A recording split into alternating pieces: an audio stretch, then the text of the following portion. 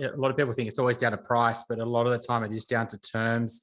And the lease back is definitely something that, in these markets, are very appealing to a lot of sellers because they may need that money. They need to sell the property. They put that money in the bank account. And now they're ready to go and they can rent a place for maybe 6 or 12 months, depending on what you make on the terms. So it's a really good tip.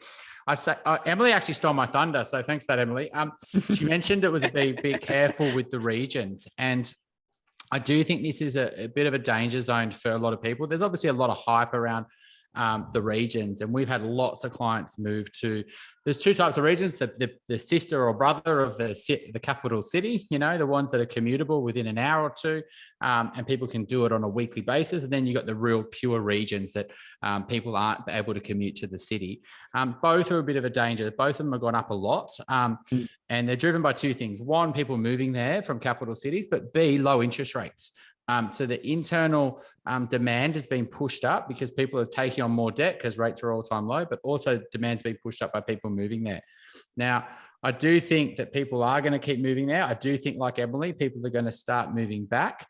But a lot of the affordability segment of the regions is driven by interest rates. And a lot of investors and people are playing in this space, and prices have been pushed up a lot really fast.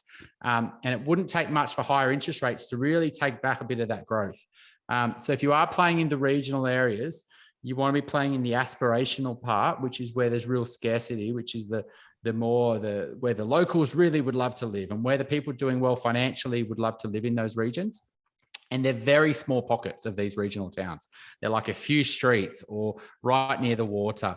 And that's the place people are going to continue to move from the capital city for, because they're like, I left Sydney, but look what I got. Look what I got for my money. So the aspirational, the higher end of the regions, I'm a bit more confident on, but the affordability part, also because prices are higher, it's now less affordable. And so people are less likely to move to the regions. So it's got to be really careful with the regions. I think people are just hitting and hoping because they can't afford the capital city.